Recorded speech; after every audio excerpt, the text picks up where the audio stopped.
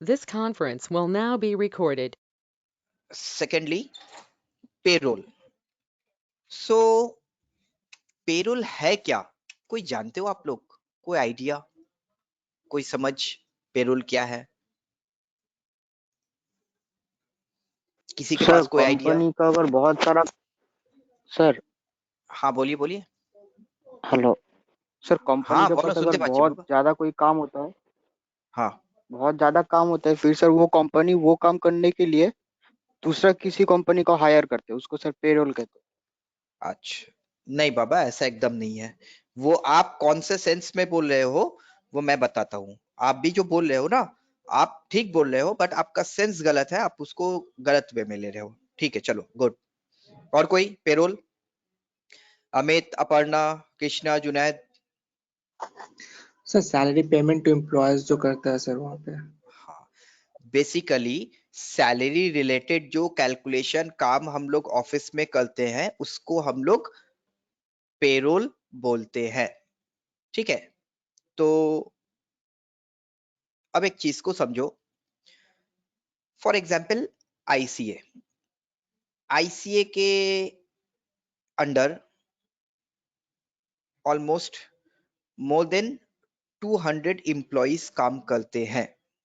More than 200 employees जो है ना वो काम करते हैं. अब वो 200 एम्प्लॉय कहाँ कहाँ के हैं? वो आईसीए हेड ऑफिस के हैं, कुछ आईसीए डलहौजी सेंटर के हैं, कुछ आईसीए चौरंगी सेंटर्स के हैं. तो ये सारे को मिला करके ना, कुछ गवर्नमेंट प्रोजेक्ट के हैं, ये सारे को मिला करके टोटल 200 अप्रोक्स एम्प्लॉय है जो आईसीए ओन सेंटर के अंदर काम करते हैं. अब ये सारे एम्प्लॉय का सैलरी पेमेंट करना, सैलरी कैलकुलेशन करना, किसका कितना सैलरी होगा, किसका क्या एब्सेंट होने की वजह से कटा है, किसका क्या पीएफ कटेगा, किसका क्या ईएसआई कटेगा, किसका क्या डिटेल्स होगा. तो ये सारे चीज को जो मेंटेन करना है ना, ये सारे चीज को मेंटेन करने को हम लोग बोलते हैं पेरोल. बेसिकली पेरोल जो होता है वो एचआर और अकाउंट्स डिपार्टमेंट को मिला करके होता है. पेरोल जो मेंटेन करता है वो आइदर एचआर या फिर अकाउंट्स डिपार्टमेंट जो है वो मेंटेन करता है. तो उसको हम लोग बोलते हैं पेरोल. उसको हम लोग बोलते हैं पेरोल.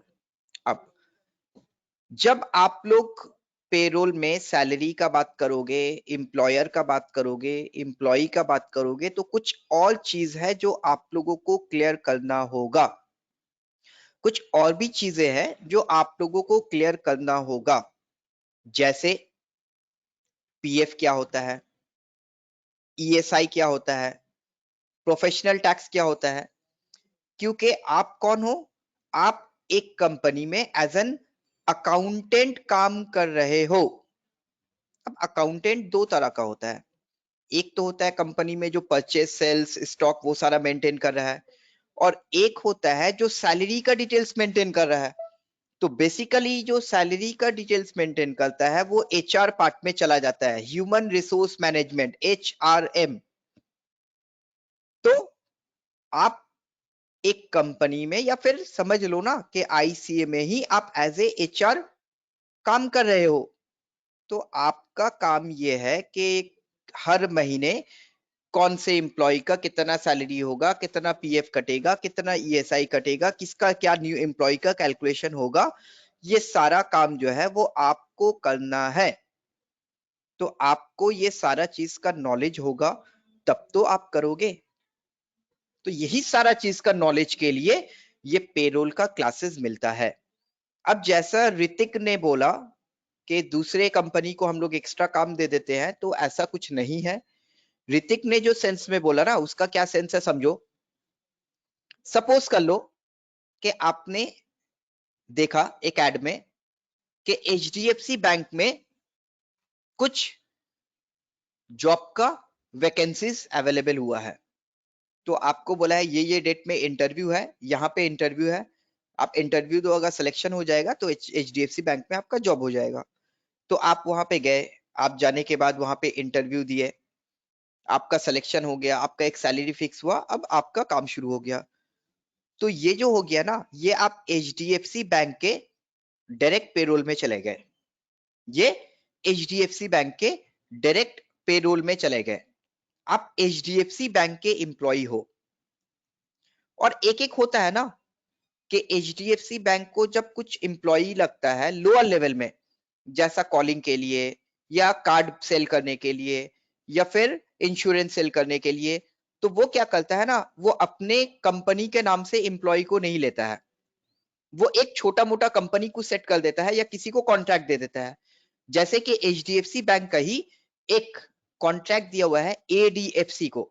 ADFC वो HDFC बैंक का एक सिस्टर कंसर्न है।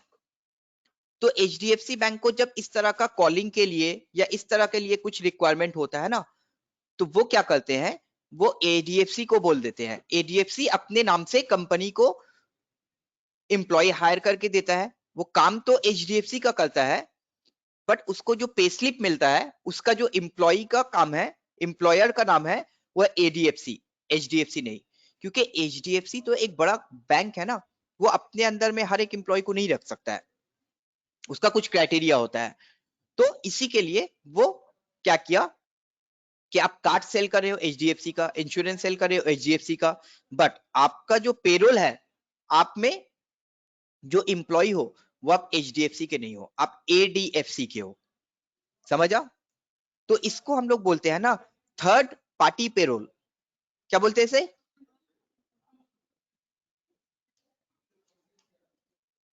Third party payroll.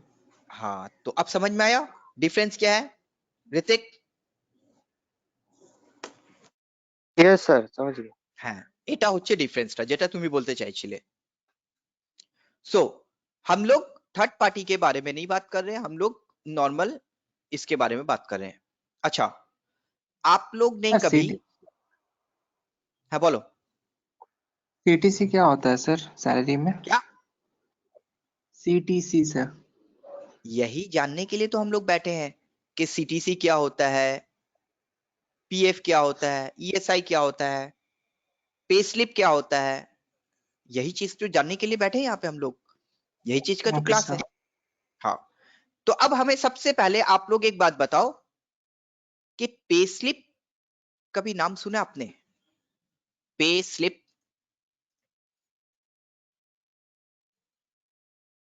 नहीं सर। पे स्लिप क्या होता है जानते हो आप लोग? Pay slip yes sir. क्या होता है?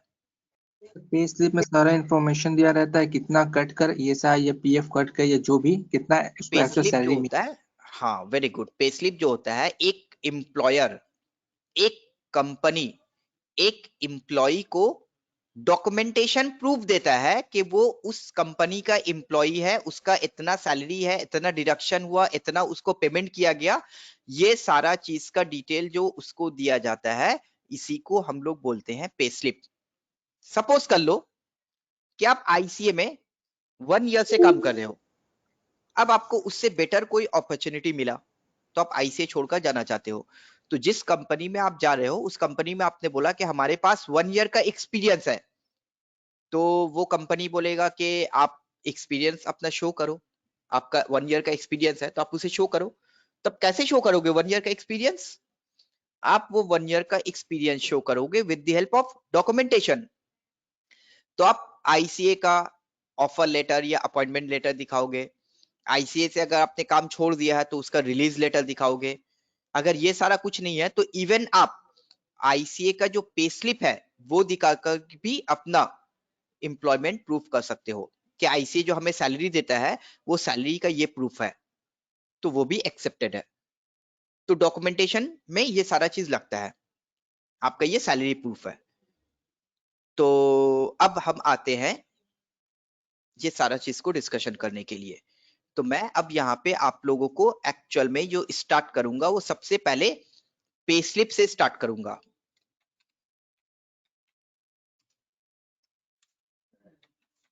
जब तक ये पे स्लिप नहीं समझोगे आपको ये PF और ESI ये सब कुछ नहीं समझ में आएगा, सैलरी नहीं समझ में आएगा। तो अब तक जो सैलरी आप लोग समझते थे, आज जो सैलरी आप समझोगे टोटली डिफरेंट हो जाएगा। अब तक जो आपने सैलरी वर्ड को समझा है ना, वो चीज आज जाकर के क्लियर होगा कि एक्चुअल में सैलरी क्या होता है। तो चलो अब हम लोग जाकर के ये करते हैं। तो अब समझ लो आपने आईसीए में जॉब ज्वाइन किया, आपका सैलरी फिट हुआ 15,000 पर मंथ, ठीक है, 15,000 पर मंथ आपका सैलरी जो है वो फिक्स हुआ। तो आपको, एक मिनट थोड़ा सा वेट करो, तो हम एक मिनट थोड़ा सा वेट करो।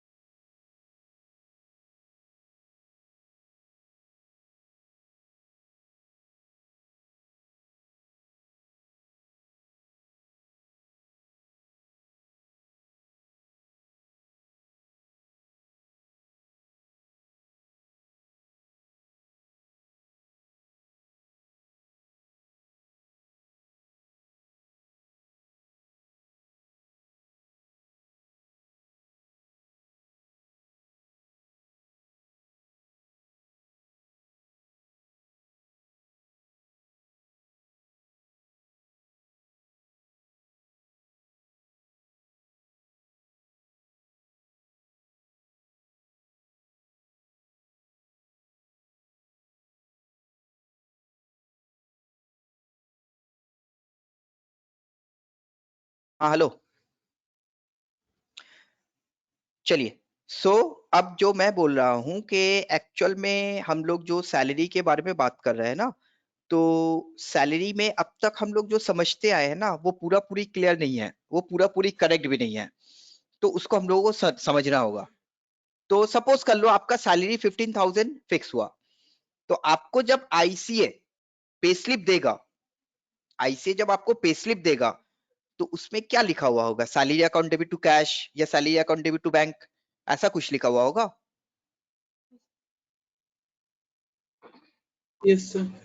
No sir. नहीं, ऐसा नहीं लिखा हुआ रहेगा। वो जो 15,000 का सैलरी है उसको आईसीए अलग अलग हेड में ब्रेकअप करके दिखाएगा, जो आप लोग एक्सेल में पढ़ते आए हो, बेसिक, डीए, टीए, एचआरए, ये जो आप लोग एक्सेल में पढ़ते आए ना, यस सर। वही एक्चुअल में सैलरी है। तो पहले वो चीज को समझना होगा। तो आईसीए क्या करेगा ना, आपका जो 15,000 का सैलरी है उसको वो चाहे तो 3 हेड में ब्रेक करेगा, चाहे तो 4 हेड में ब्रेक करेगा, चाहे तो 5 हेड में ब्रेक करेगा। वो पूरा पूरी आईसीए के ऊपर, आईसीए का एचआर डिपार्टमेंट के ऊपर डिपेंड करता है कि वो कितना हेड में ब्रेक करना चाहता है, कितना हेड में ब्रेक करेगा। वो तो पूरा पूरी आईसीए के ऊपर डिपेंड करता है। अब चलिए हम लोग उस तरह से ब्रेकअप करते हैं। तो फॉर एग्जाम्पल हम लोग उसे 5 हेड में ब्रेकअप करते हैं। 5 हेड में हम लोग उसे ब्रेकअप करते हैं। अब जो मैं बना रहा हूं यहाँ पे, ये आप लोगों को भी बनाना है, ठीक है? मैं अभी जो कर रहा हूं ये आप लोगों को भी करना है और इसे आप लोगों को समझना है क्या होगा।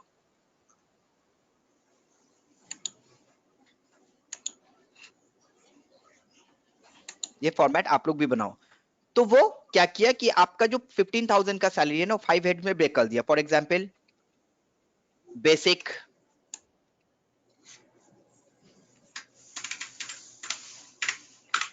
डीएनएस अलायंस जिसको हम लोग बोलते हैं DA, then house rent allowance जिसको हम लोग बोलते हैं एचआरए, देन वो बना सकता है आप लोगों का ट्रैवलिंग अलायंस जिसको हम लोग बोलते हैं टीए, देन उसके बाद मेडिकल अलायंस हो गया, ड्रेस अलायंस हो गया, फूड अलायंस हो गया, बहुत सारा अलायंस बोल सकता है वो। तो नाम वो कुछ भी दे सकता है, कोई इशू नहीं है। नाम वो कुछ भी दे सकता है, उसमें कोई इशू नहीं है कि क्या नाम देगा या क्या देना होगा, वो अपनी तरह से दे सकता है। बट उसमें जो एक चीज कॉमन होगा ना, वो बेसिक सब में कॉमन होगा। तो बेसिक जो है ना वो सब में कॉमन होगा, जो आपको वो बताएगा। बेसिक जो है वो सब में कॉमन होगा। तो मैंने बोला कि चलो ये जो 15,000 का सैलरी है इसको कैसे आप ब्रेक कर रहे हो, तो आपने बोला 6,000 हमारा हो जाएगा फॉर एग्जाम्पल बेसिक के लिए, देन 3,000 हो जाएगा हमारा डीए के लिए, 9,000 हो गया, बचा 6,000। तो 6,000 में 2,500, 2,500, 1,000, कितना हो गया टोटल?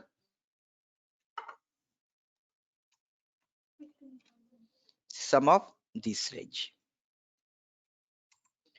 हो गया 15,000। यस। तो ये जो 15,000 का सैलरी बना है, ये 15,000 का सैलरी को आप लोग क्या नाम से जानते हो पता है? इसको हम लोग बोलते हैं ग्रॉस सैलरी। क्या बोलते हैं इसको? ग्रॉस। Gross salary. इसको हम लोग और भी बहुत सारा नाम से जानते हैं, इसको हम लोग और भी बहुत सारा नाम से जानते हैं। ये जो 15,000 है, ये 15,000 को आप लोग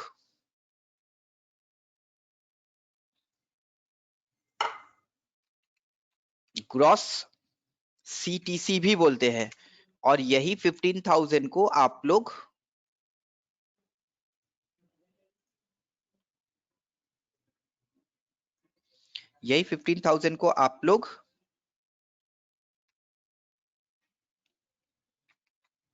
टोटल अर्निंग भी बोलते हो। तो ये 15,000 जो है इसको आप लोग ग्रॉस सैलरी भी बोल सकते हो, इसको आप लोग ग्रॉस सीटीसी भी बोल सकते हो, इसको आप लोग टोटल अर्निंग भी बोल सकते हो। ठीक है, समझ में आ रहा है आप लोगों को? Yes sir. बट ये जो आपको टोटल सैलरी बताया जा रहा है 15,000, ये क्या पूरा पूरी मिल जाता है आपको? नहीं सर। नहीं, ये पूरा नहीं पूरी सर, मिलता नहीं है आपको। टीडीएस ये जो कहते है हैं। ये पूरा पूरी मिलता नहीं है, इससे कुछ डिडक्शन भी होता है, इससे आपका कुछ डिडक्शन भी होता है। तो वो क्या डिडक्शन होता है? तो वो जो डिडक्शन होता है वो चीज को हम लोग थोड़ा सा समझेंगे, वो क्या डिडक्शन होता है और क्यों डिडक्शन होता है।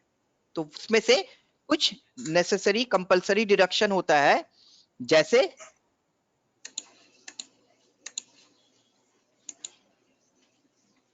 प्रोविडेंट फंड, जिसको हम लोग बोलते हैं पीएफ, उससे हमारा डिडक्ट होता है ईएसआई, और उससे हमारा कभी कभी डिडक्ट होता है प्रोफेशनल टैक्स, जिसको हम लोग बोलते हैं पी डॉट टैक्स। तो ये कुछ डिडक्शन है जो होता है। तो ये जो डिडक्शन होता है ये एक रूल्स रेगुलेशन के थ्रू होता है, लॉ के थ्रू होता है। बट अभी मैं ऐसे ही एक अमाउंट लिख दे रहा हूं, ये एक्चुअल अमाउंट नहीं है, मैं ऐसे ही लिख दे रहा हूं। फॉर एग्जाम्पल आपका पीएफ में डिडक्ट होता है 600, देन 720, देन ईएसआई में डिडक्ट होता है फॉर एग्जाम्पल 150, पीटैक्स में डिडक्ट होता है आपका 130। तो ये आपका कुछ डिडक्शन होता है। तो ये कितना डिडक्शन हो गया? तो ये आपका जो टोटल डिडक्शन हो गया, ये आपका हो गया दिस, ठीक है। तो ये आपका 1000 रुपीज का टोटल डिडक्शन हो गया, 1000 रुपीज का डिडक्शन हो गया। अब यहाँ पे हम लोग बोलते हैं टोटल आपका सैलरी है 15,000, बट आपको टोटल 15,000 नहीं मिलेगा, आपको कितना मिलेगा? चलो यहां से हम लोग जो है ना इसको 600 ही करते हैं। चलो ये कर दिया मैंने। तो अब ये जो हमारा है इसका क्या नाम बनेगा? तो मैं आपको अलग अलग चीज दे रहा हूं। अब यहाँ पे नेट सैलरी हो गया, ये नेट सैलरी होने के बाद आपका जो समझने वाली बात है वो ये है कि अब आपका ये जो है इसे क्या बोला जाता है, देन इसे क्या बोलते हैं हम लोग, और इसको हम लोग इस डायरेक्शन पे भी लेकर जाते हैं। तो ये कुछ समझने वाली चीज है जो आप लोगों को समझना है। तो ये जो आपका टोटल 15,000 है, इसको हम लोग बोलते हैं ग्रॉस सैलरी, इसी को हम लोग बोलते हैं ग्रॉस सीटीसी, इसी को हम लोग बोलते हैं टोटल अर्निंग। देन उसमें से आपका पीएफ कटा, ईएसआई कटा, पी टैक्स कटा। तो ये तीनों जो डिडक्शन हुआ वो तीनों डिडक्शन का टोटल कितना आया? 880। तो उसको क्या बोलेंगे पता है? Total deduction. और टोटल डिडक्शन करने के बाद आपका 15,000 रुपीज में से 880 रुपीज डिडक्ट हो गया। बाकी आपको नेट सैलरी जो मिला वो है 14,120। उसको हम लोग नेट सैलरी भी बोल सकते हैं और उसको हम लोग नेट सीटीसी भी बोलेंगे। ठीक है, यहां तक क्लियर है? यस सर बोलो। सर इसमें से सर टीडीएस नहीं कटता है? टीडीएस भी कटता है, बट टीडीएस को अभी हम लोग यहाँ पे इंप्लीमेंट नहीं कर रहे हैं। टीडीएस भी कट सकता है यहाँ पे, जैसा पीएफ ईएसआई पीटैक्स कटा है वैसे टीडीएस भी कट सकता है, बट टीडीएस को अभी हम लोग थोड़ा सा साइड में रख रहे हैं। ठीक है, टीडीएस हम लोग सर टीडीएस का एक सर चैप्टर टीडीएस वगैरह पढ़ लेंगे। सर एक सवाल बोलो। पूछे सर टीडीएस का। हाँ बोलो। স্যার টিডিএসটা স্যার ওই গ্রস স্যালারি থেকে কাটা হবে না স্যার নেট স্যালারি থেকে? টিডিএস হ্যাঁ স্যার। টিডিএস তোমার যে কাটা হবে সেটা গ্রস স্যালারি উপরে বেস করে তোমার কতটা কালেকশন হবে তার বেসিসে কাটা হবে, কিন্তু এই যে তোমরা ট্যাক্স ফ্যাক্ট পেড করছো এর উপরে কোনো ছাড়ফাড় আছে, অনেক কিছু আছে, ওই জন্যই আমি এখানে অ্যাড করছি না এখানে। ওকে। तो अब क्वेश्चन आता है कि ये ग्रॉस सीटीसी का मतलब क्या आता है? सीटीसी का क्या मतलब आता है भाई? सीटीसी का फुल फॉर्म होता है कॉस्ट टू कंपनी। क्या होता है? एक कंपनी जो Cost to आपको अपने अंदर एम्प्लॉय के हिसाब से रखा है, तो आपके ऊपर उसका कितना कॉस्ट आ रहा है, ये जो आपके ऊपर कितना कॉस्ट आ रहा है, इसी को बोलते हैं CTC, कॉस्ट टू कंपनी। अब एक्चुअल में आपको वो बता रहा है 15,000 रुपया आपके ऊपर कॉस्ट आ रहा है, बट वो 15,000 तो आपको मिल नहीं रहा ना, तो वो ग्रॉस सैलरी हो गया, ग्रॉस सिटी से हो गया। अब वो 15,000 रुपीज में से कुछ डिडक्शन होगा, कुछ डिडक्शन होगा, और जो डिडक्शन होगा उसके बाद जो अमाउंट बनेगा उसे हम लोग बोल रहे हैं नेट सैलरी, और उसी को हम लोग बोलते हैं नेट CTC। क्लियर है यहां तक? Yes sir. अब क्वेश्चन आता है कि ये जो आपका ये 5 हेड है, basic, DA, TA, HRA, medical allowance, तो ये सारा जो हेड है, ये सारा हेड के थ्रू क्या हो रहा है, आपको सैलरी मिल रहा है। आप एम्प्लॉय के पॉइंट ऑफ व्यू से सोचो ना, आपके पास ये सारा हेड के थ्रू सैलरी आ रहा है, तो आपके लिए तो अर्निंग हो रहा है ना। तो ये सारा हेड, बेसिक, HRA, TA, ये सारा हेड को क्या बोलते हैं पता है? ये सारा हेड को बोलते हैं हम लोग अर्निंग पे हेड। ये सारा हेड को हम लोग बोलते हैं अर्निंग पे हेड।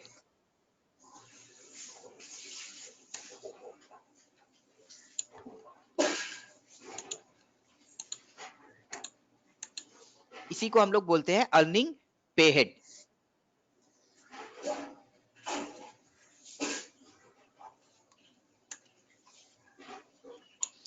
और उसके बाद ये जो सारा हेड है जिसके थ्रू आपका डिडक्शन हो रहा है, आपके सैलरी में से कुछ डिडक्ट हो जा रहा है, तो इसे क्या बोलते हैं? इसको हम लोग बोलते हैं डिडक्शन पे। ये जो सारा कुछ आप लोगों को यहाँ पे मैं लिखा रहा हूं, ये बहुत इंपॉर्टेंट है, ये पार्ट ऑफ आप लोगों का पेरोल है। तो इसको नहीं समझोगे तो आगे भी कुछ समझ में नहीं आएगा। तो ये आप लोगों को समझने वाली चीज है, तो अच्छे से समझो इसको आप लोग कि ये क्या है।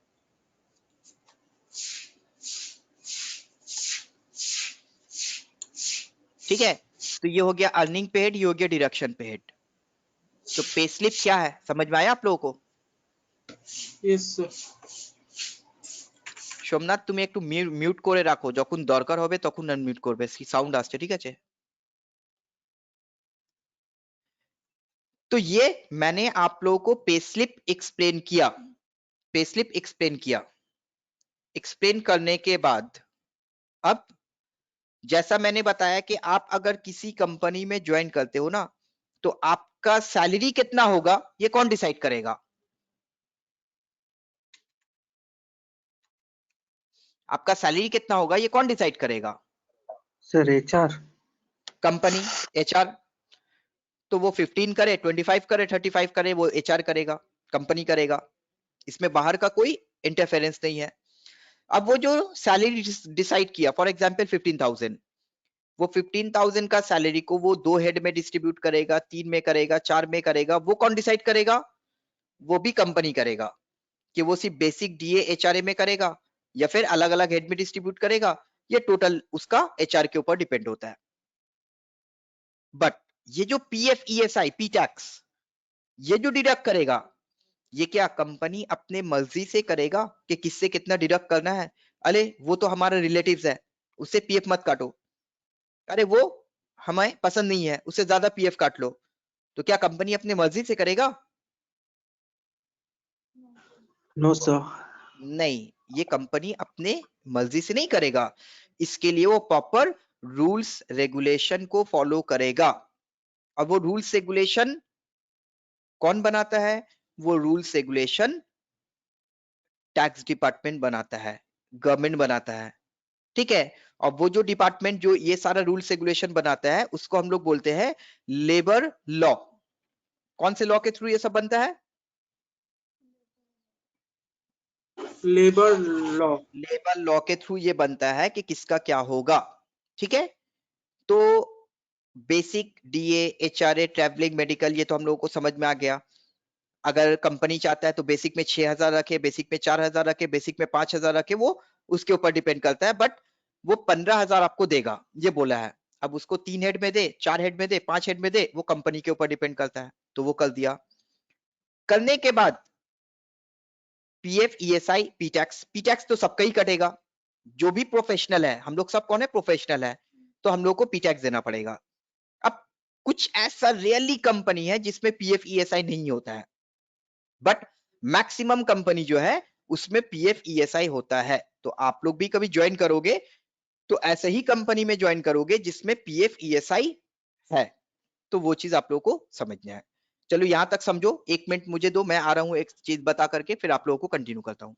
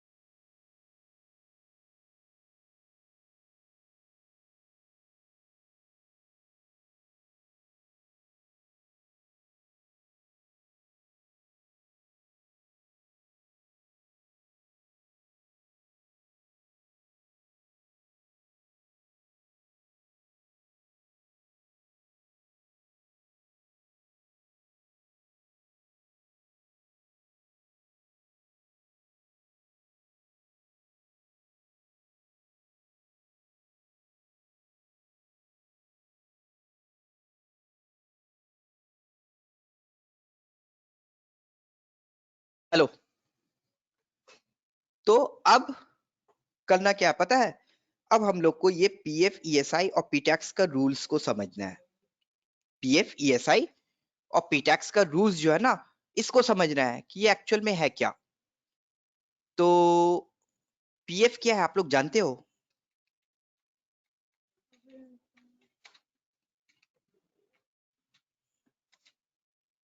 पीएफ क्या आप लोग जानते हो?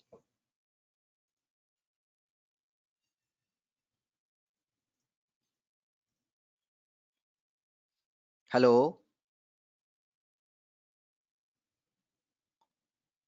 Sir provident fund. Provident fund, okay, provident fund है ये। तो ये क्या है, ये एक एम्प्लॉय के लिए अच्छा है, खराब है, क्या है? सर अच्छा है। अच्छा है, कैसे अच्छा है? अरे आपका सैलरी में से वो काट ले रहा है 600, तो फिर सर अच्छा कैसे? आपका सैलरी तो घट गया। सर बाद में लौटा सर भी तो जब लगेगा बाद में लौटा देते हैं। बाद में लौटा देगा, तो सिस्टम क्या है हम लोगों को समझना होगा। तो सिस्टम क्या है पता है? सिस्टम ये है कि ये एक तरह का ना सेविंग बेनिफिट है आप लोगों के लिए। आप लोगों का मतलब एम्प्लॉय के लिए। आप लोग बैंक वगैरह में जाकर के recurring deposit account, FD account करते हो ना, ताकि आपका कुछ सेविंग हो, तो ये इसी तरह का एक सेविंग बेनिफिट है एम्प्लॉय के लिए। अब ये क्या सेविंग बेनिफिट है एम्प्लॉय के लिए, समझो। तो यहां पे बोला ये गया है कि आपका सैलरी में से कुछ अमाउंट जो है डिडक्ट कर लिया जाएगा एज पीएफ बोलकर।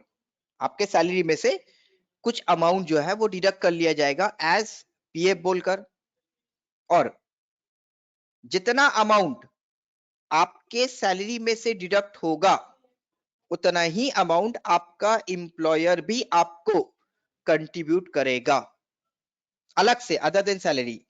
तो आपका अगर 600 काटा है तो एम्प्लॉयर अपने तरफ से भी 600 रुपीज देगा और टोटल 1200 रुपीज जो है वो पीएफ डिपार्टमेंट में आपके अकाउंट के नंबर के अंदर जमा कर दिया जाएगा।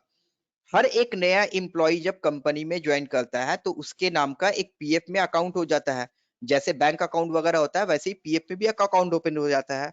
और आपका जो 600 रुपीज डिडक्ट किया गया है और आपके एम्प्लॉयर ने जो 600 कंट्रीब्यूट किया है, ये 1200 रुपीज जो है ना आपके अकाउंट में जमा हो जाता है, जिसका मैसेज आप लोगों को मिल जाता है। आप लोग ऑनलाइन भी चेक कर सकते हो, ये सारा डिटेल्स आपका जमा होता रहता है। अब ये 1 ईयर 2 ईयर 3 ईयर आप जितना दिन कंपनी में काम कर रहे हो, ये एवरी मंथ में डिपॉजिट होता रह रहा है। होने के बाद सपोज कर लो 2 इयर्स 3 इयर्स के बाद आपने वो कंपनी को छोड़कर दूसरे कंपनी को ज्वाइन कर लिया, या फिर 15 साल 20 साल के बाद आप वो कंपनी से रिटायर हुए, तो आइदर जब आप कंपनी को छोड़ रहे हो या फिर जब कंपनी से रिटायर हो रहे हो, तो ये पूरा पैसा जो एम्प्लॉयर का कंट्रीब्यूशन हुआ और जो आपका डिडक्शन हुआ, ये पूरा पैसा जो है आपको मिल जाएगा, आपको मतलब एम्प्लॉय को मिल जाएगा, including some rate of interest. तो ये तो एक तरह का सेविंग बेनिफिट हो गया ना आपके लिए। समझ में आया क्या होता है पीएफ? Yes sir. हाँ, तो ये आपके लिए एक तरह का सेविंग बेनिफिट है। बट क्वेश्चन आता है कि आपके सैलरी में से कितना कटेगा, एम्प्लॉयर कितना कंट्रीब्यूट करेगा, ये कैसे पता है? तो इसके लिए हम लोगों को कुछ रूल्स रेगुलेशन को जानना है। तो दो पार्ट होता है पीएफ का, एक होता है एम्प्लॉइज डिडक्शन जो आपसे डिडक्ट किया जाता है, और एक होता है एम्प्लॉयर कंट्रीब्यूशन जो एम्प्लॉयर कंट्रीब्यूट करता है। तो चलो हम लोग देखते हैं। तो पहला होता है नंबर 1, जहां पे बोलता है employees deduction for PF at the rate 12% of basic plus DA, 12% of basic plus DA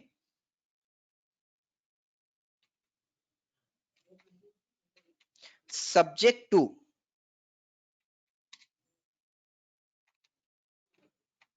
maximum of 1800 will be deducted from the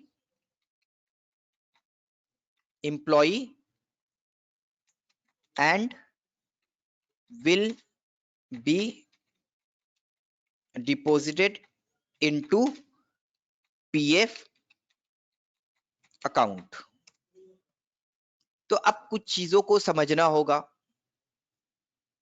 सबसे पहली बात तो यह है कि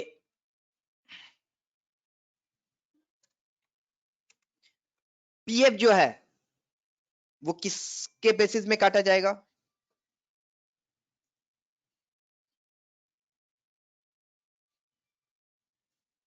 basic plus D. Basic plus DA के ऊपर। तो basic plus DA, gross salary आपका जो 15,000 है ना, वो 15,000 के ऊपर नहीं काटा जाएगा। आपका जो बेसिक प्लस डीए है वो उसके ऊपर काटा जाएगा। सेकेंडली, बहुत सारा ऐसा कंपनी होता है ना जो आपका पे स्लिप जब स्ट्रक्चर करता है तो उसमें वो डीए नहीं रखता है, सिर्फ बेसिक रखता है। बेसिक रखता है, एचआरए रखता है, ट्रैवलिंग रखता है, मेडिकल रखता है, ड्रेस अलाउंस रख देता है, डीए नहीं रखता है। क्यों नहीं रखता है?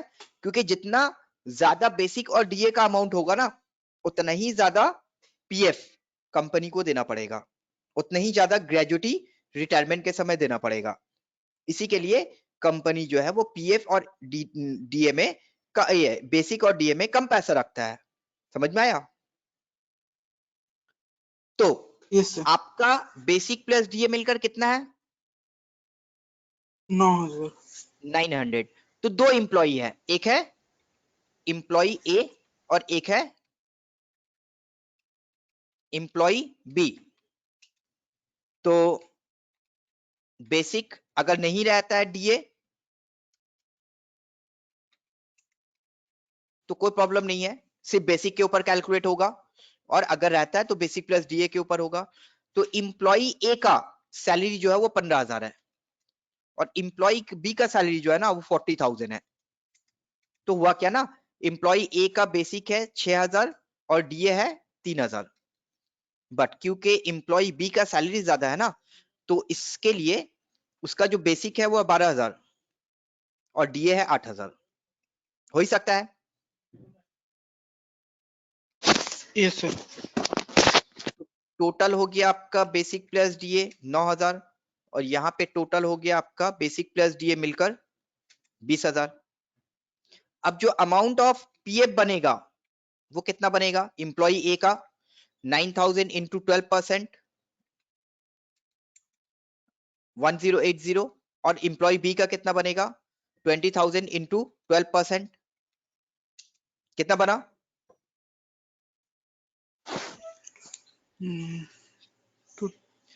तो एम्प्लॉय ए का कितना पीएफ कटेगा 1080, एम्प्लॉय बी का कितना कटेगा 2,400। तो एम्प्लॉय ए को कोई ऑब्जेक्शन नहीं हुआ, एम्प्लॉय ए का सैलरी जो 15,000 है उसमें से 1080 कट जाएगा और 1080 एम्प्लॉयर भी अपने तरफ से कंट्रीब्यूट करेगा, तो जितना बनेगा वो उसका सेविंग में चला जाएगा।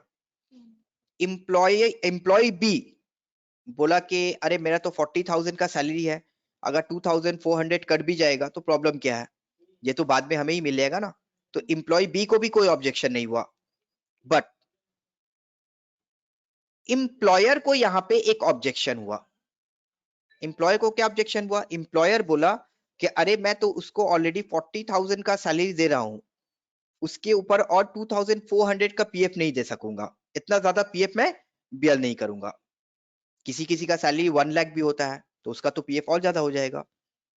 तो इसके लिए एक रूल्स बन गया कि मैक्सिमम पीएफ कितना डिडक्ट होगा, मैक्सिमम पीएफ कितना डिडक्ट होगा। इसी के लिए मैंने यहां पे क्या लिखा है, देखो एक बात कि employees deduction for PF at the rate 12% of basic plus DA, but subject to maximum of 1800। Maximum कितना डिडक्ट होगा 1800। वो कैसे होगा, तो अगर आपका बेसिक प्लस डीए, अगर आपका basic plus DA less than equals to 18,000 होता है, नहीं 15,000, अगर आपका basic plus DA less than equals to 15,000 होता है तो आपका बेसिक प्लस डीए का 12% डिडक्ट होगा। बट अगर आपका बेसिक प्लस डीए मिलकर ग्रेटर देन 15,000 होता है ना, तो फिर आपका फिर 12% के हिसाब से नहीं जाएगा, फिर परसेंटेज के हिसाब से नहीं जाएगा, फिर जो होगा ना वो क्या होगा, फ्लैट 1800 हो जाएगा। तो ये 15,000, ये 1800 कहां से आया, ये 15,000 इंटू 12% देखो कितना हो रहा है 1800। तो यही बात बोल रहा है कि अगर आपका बेसिक या बेसिक प्लस डीए, आपका जो बेसिक है या बेसिक प्लस डीए अगर दोनों मिलाकर 15,000 या उससे कम होता है, देन ओनली हम लोग ये 12% का बेसिस में जाएंगे। बट अगर आपका बेसिक प्लस डीए मिलाकर के 15,000 से ज्यादा हो जाता है, फिर हम लोग ये परसेंटेज बेसिस में नहीं जाएंगे, फिर हम लोग फ्लैट 1800 काटेंगे। अगर किसी का बेसिक प्लस डीए मिलाकर 16,000 हुआ, 20,000 हुआ, 25,000 हुआ, तो उसका पीएफ कितना कटेगा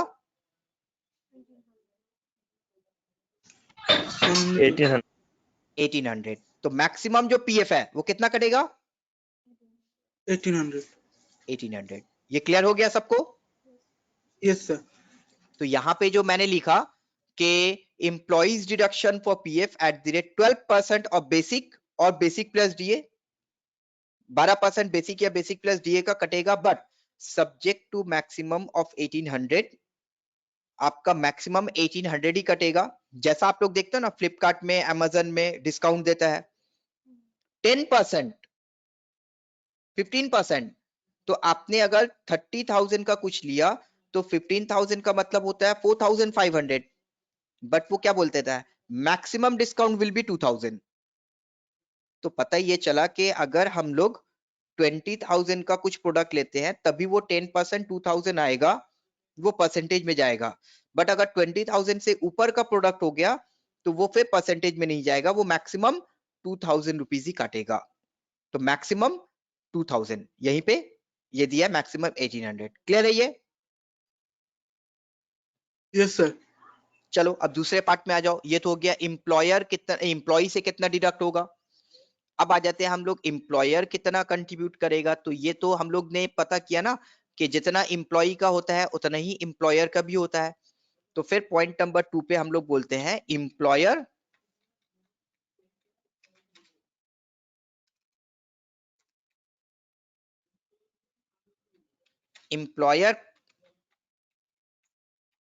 कंट्रीब्यूशन फॉर पीएफ। एम्प्लॉय जो है उसका डिडक्ट होता है, बट एम्प्लॉयर जो है उसका कंट्रीब्यूशन होता है। Employer deduct contribution for PF at the rate 12% of basic और बेसिक प्लस डीए सेम, क्योंकि जितना एम्प्लॉय का होगा उतना ही एम्प्लॉयर का। Again subject to maximum of 1800 will be deducted from, will be contributed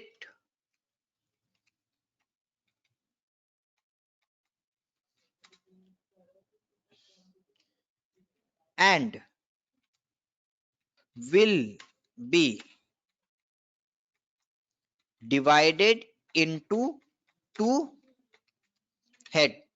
ये आप लोगों का जो है ना, ये 2 हेड में डिवाइड हो जाएगा, ये एक हेड में नहीं रहेगा, ये 2 हेड में डिवाइड हो जाएगा। अब ये 2 हेड में जो डिवाइड होगा, ये क्या डिवाइड होगा ये आप लोगों को समझना है। तो आप लोगों का यहाँ पे जो 2 हेड हो जाएगा वो एक हो जाएगा आप लोगों का ईपीएफ, जिसका पोर्शन हो जाएगा 3.67%, और दूसरा हो जाएगा आपका पॉइंट नंबर 2 ईपीएस, जो हो जाएगा 8.33%।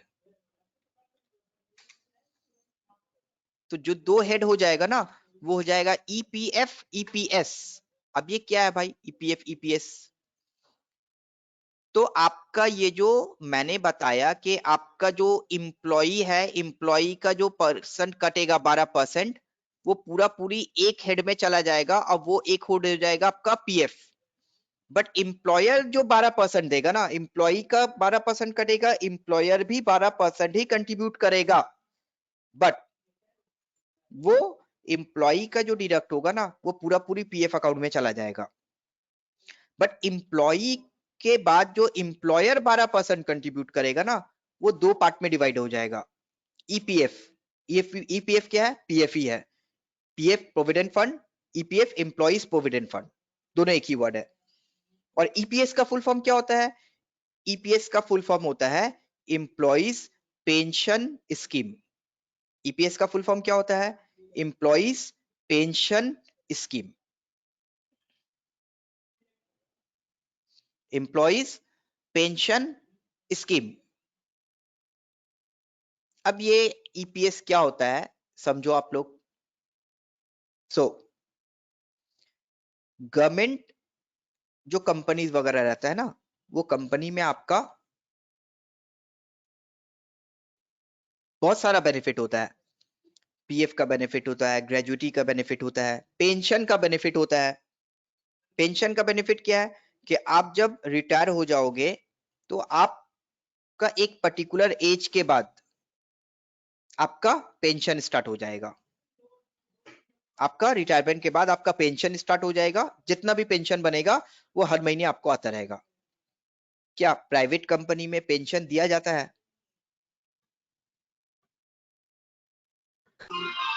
नहीं नहीं। तो एक एम्प्लॉई प्राइवेट कंपनी में भी तो 10 साल 12 साल 15 साल काम करता है, 20 साल काम करता है, तो उसको क्या बेनिफिट मिलता है? तो कंपनी तो उसके लिए कोई पेंशन का अरेंजमेंट नहीं करता है, बट गवर्नमेंट अपनी तरफ से एक ऑप्शंस प्रोवाइड करता है एम्प्लॉय को कि आपका जो 12% डिडक्ट किया गया है वो तो आप पूरा पीएफ अकाउंट में डाल दे रहे हो, जो आपको पूरा रिटर्न मिल जाएगा। आपके एम्प्लॉयर जो 12% दे रहा है उसको मैं 2 पार्ट में डिवाइड कर देता हूं, उस पैसे को, उस परसेंटेज को। एक हो जाएगा पीएफ जिसमें जाएगा 3.67% और एक हो जाएगा ईपीएस एम्प्लॉइज पेंशन स्कीम जिसमें जाएगा 8.33%। तो आपका जो 12% है, और 1 मिनट,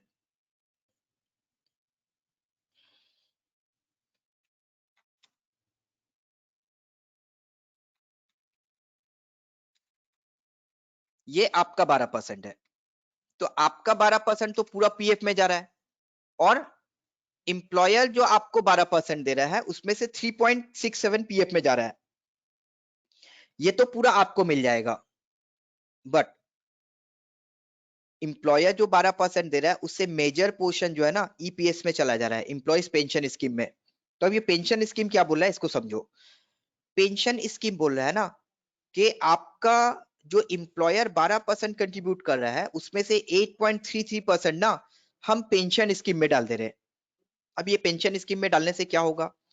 तो होगा ये कि अगर कोई एक कंपनी, कोई एक ऑर्गेनाइजेशन में आप मोर देन 10 इयर्स कंटिन्यूअसली काम कर रहे हो, कोई एक कंपनी, कोई ऑर्गेनाइजेशन में आप मोर देन 10 इयर्स कंटिन्यूअसली काम कर लेते हो, देन ओनली आप पेंशन के लिए एलिजिबल हो जाते हो, एलिजिबल हो जाते हो।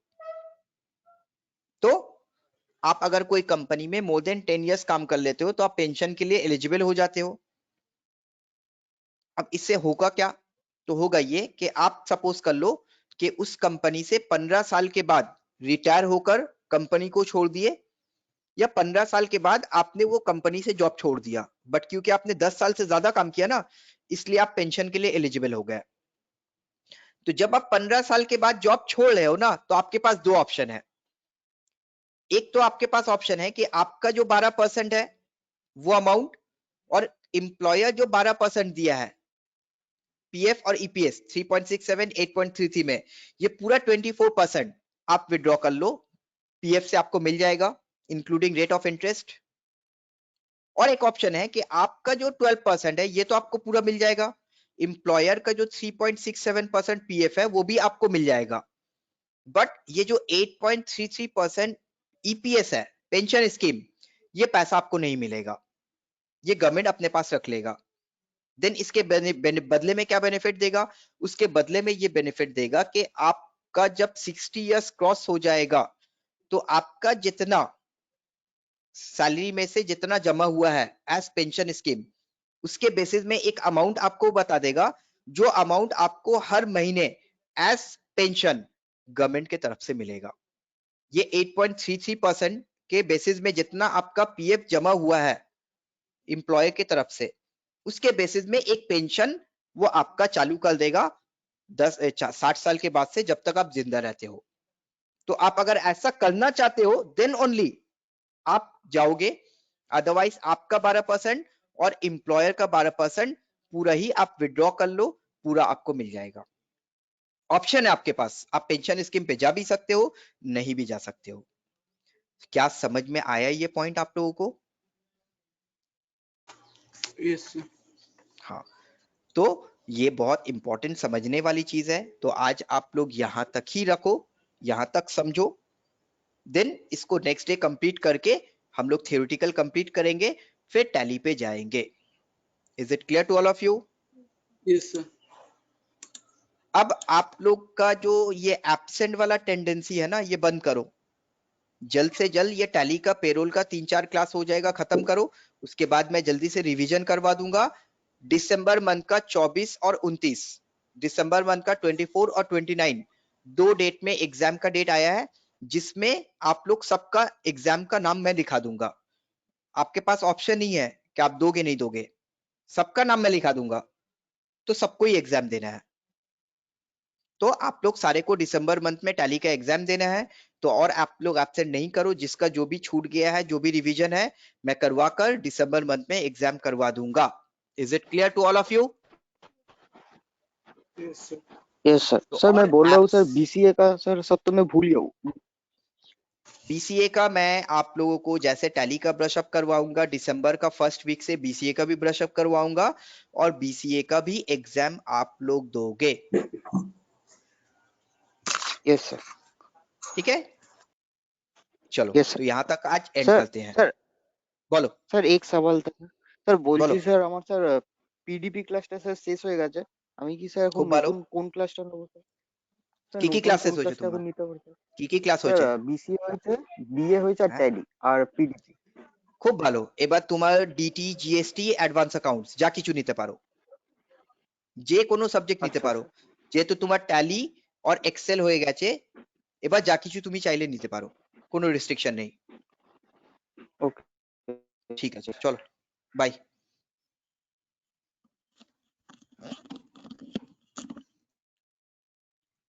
हो जाएगा।